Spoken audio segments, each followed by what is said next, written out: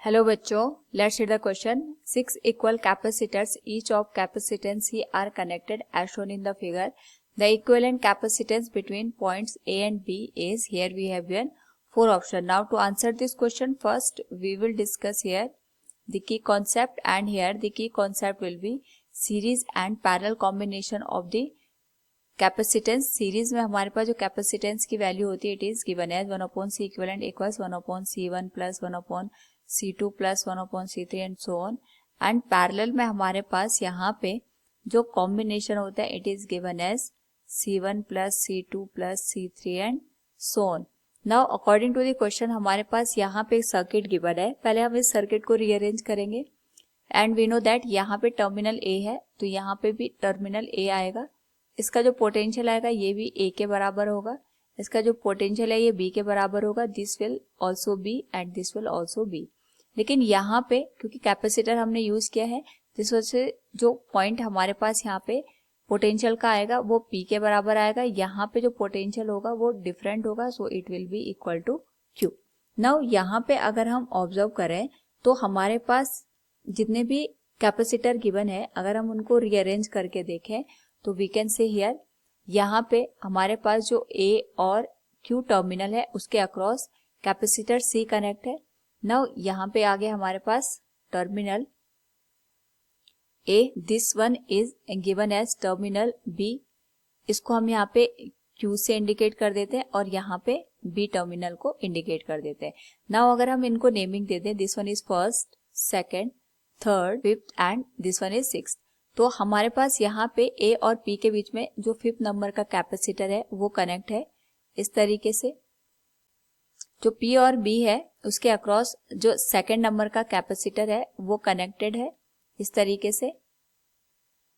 जो P और Q है उसमें फोर्थ नंबर का कैपेसिटर कनेक्टेड है लाइक दिस. A और अगर हम बात करें यहाँ पे Q के बीच में हमारे पास यहाँ पे सिक्स नंबर का जो कैपेसिटर है वो कनेक्ट है और Q और B के बीच में थर्ड नंबर का कैपेसिटर कनेक्टेड है.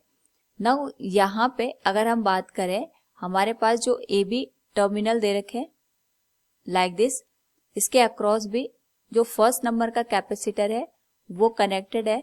नाउ यहाँ पे इसके करस्पॉन्डिंग अगर हम बात करें तो हमारे पास यहाँ पे जो पूरा का पूरा कैपेसिटेंस का सर्किट है वो बैलेंस कंडीशन में होगा क्योंकि हमारे पास यहाँ पे जो भी कैपेसिटेंस दे रखे हैं उनकी जो वैल्यू है वो सेम है. सो उस वजह से यहाँ पे अगर हम देखेंगे तो जो हमारे पास यहाँ पे लेफ्ट आर्म है उसका रेशियो राइट आर्म के बराबर है, that is C divided by C equal C divided by C, that will become 1:1 के बराबर.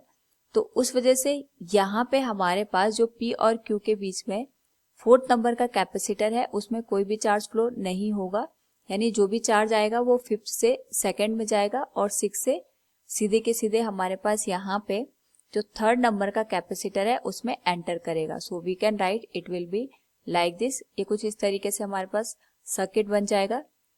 नाउ इसके करस्पॉन्डिंग अगर हम यहाँ पे इक्विवेलेंट कैपेसिटर की वैल्यू को कैलकुलेट करें तो हमारे पास जो वैल्यू निकल के आएगी we can write this will be, ये दोनों तो आगे सीरीज में इसी तरीके से ये दोनों आ जाएंगे सीरीज में. So we can write C dash will be C into C divided by C plus C, that will be C square divided by 2C equals C by 2.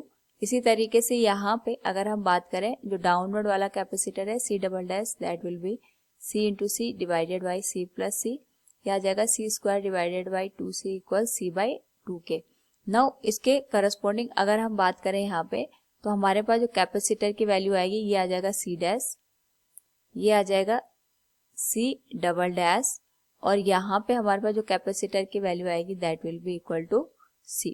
क्योंकि यहाँ पे तीनों के तीनों पैरेलल में कनेक्ट है तो जो इक्विवेलेंट कैपेसिटेंस होगा that will be C dash plus C double dash plus C, ये बन जाएगा C by 2 plus C by 2 plus C, that will become 2 into C. That will be the final answer. So from the given question we can say here